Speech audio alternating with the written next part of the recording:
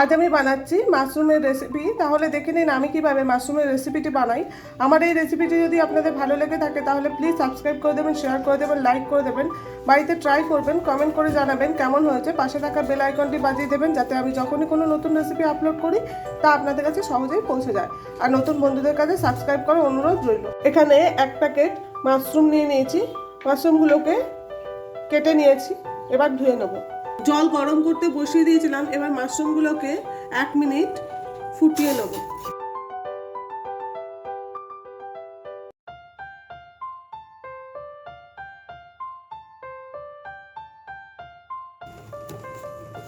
এক মিনিট হয়ে গেছে, এবার গ্যাসটা অফ করে দিচ্ছি, নামিয়ে জল ঝরিয়ে নেব।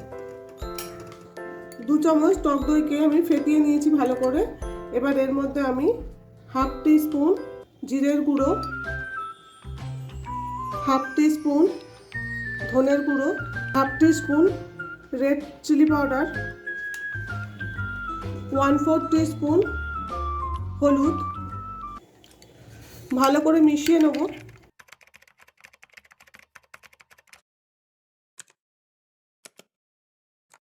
সাইডে সরিয়ে রাখছি। আর নিয়ে নিচ্ছি 1/2 টিস্পুন গরম মশলা, 1/2 টিস্পুন গোটা জিরে, একটা তেজপাতা, একটা শুকনো লঙ্কা, জুলিয়ান করা আদা, 3টে এলাচ, 3টে লবঙ্গ, দারচিনি, পেঁয়াজ কুচি, red bell pepper, capsicum, tomato sauce, রসুন কুচি, আদা কুচি, একটা কাঁচা লঙ্কা, একটা পাকা লঙ্কা, 1 টিস্পুন চিনি, স্বাদ মতো নুন, 1 টিস্পুন কাশ্মীরি মির্চ, 1 মুঠো কড়াইশুঁটি নিয়ে নেব। কড়াই গরম হয়ে গেছে, সরষের তেল দিয়ে দিচ্ছি। তেলটা গরম হয়ে গেছে, এবার মাশরুমগুলো একটু ভেজে নেব।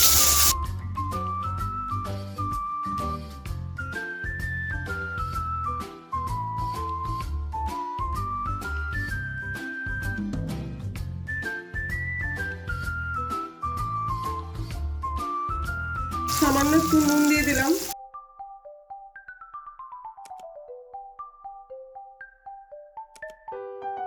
মাশরুমগুলো ভাজা হয়ে গেছে, এবার তুলে নেব।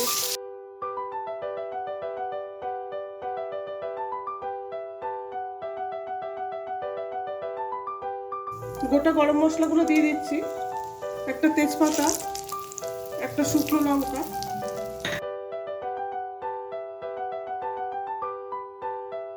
গোটা জিরে দিয়ে দিলাম। একটা সুন্দর গন্ধ বেরোচ্ছে ভাজা গরম মশলার। এবার পেঁয়াজ কুচিটা দিয়ে দিচ্ছি।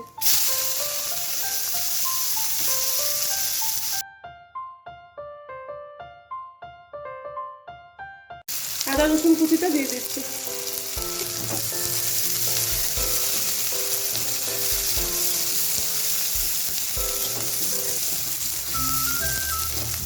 ভেজে নেব। পেঁয়াজ আদা রসুনটা ভাজা হয়ে গেছে, কাঁচা গন্ধটা চলে গেছে। এবার দইয়ের সঙ্গে যে মশলাগুলো করে রেখেছিলাম সেটা আমি দিয়ে দিচ্ছি।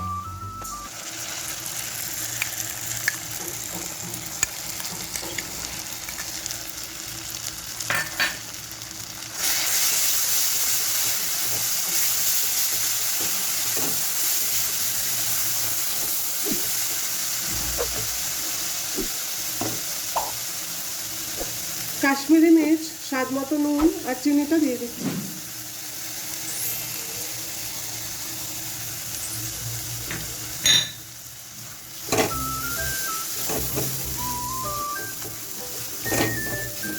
মশলাটা থেকে তেল ছাড়তে শুরু করে দিয়েছে, এবার টমেটো সসটা দিয়ে দেবো।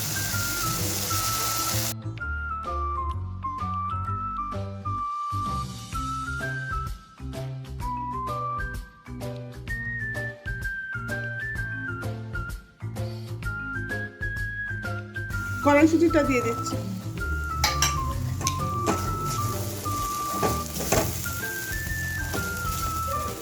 সামান্য একটু জল দিয়ে দিচ্ছি।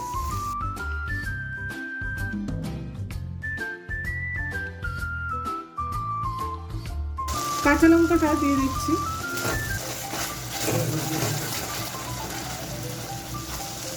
বেল পেপার আর ক্যাপসিকামটা দিয়ে দিচ্ছি।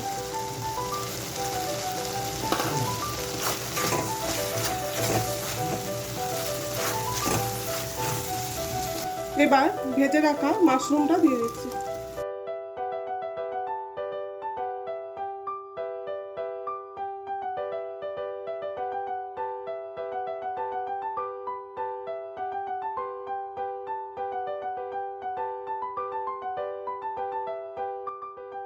এবারে সামান্য একটু জল দিয়ে দেবো।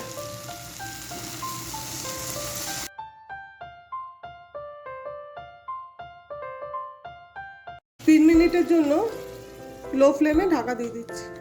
3 মিনিট হয়ে গেছে।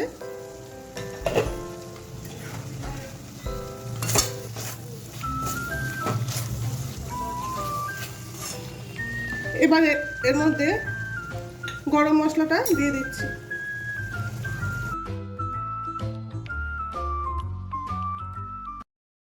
মাশরুমটা তৈরি হয়ে গেছে। গ্যাসটা অফ করে দিচ্ছি। 5 মিনিট ঢাকা দিয়ে রাখবো, তারপরে সার্ভ করবো। জুলিয়ান করা আদাগুলো ওপরে দিয়ে দিচ্ছি। পাকা লঙ্কাটাকে একটা ফুলের মতো আকার দিয়েছি।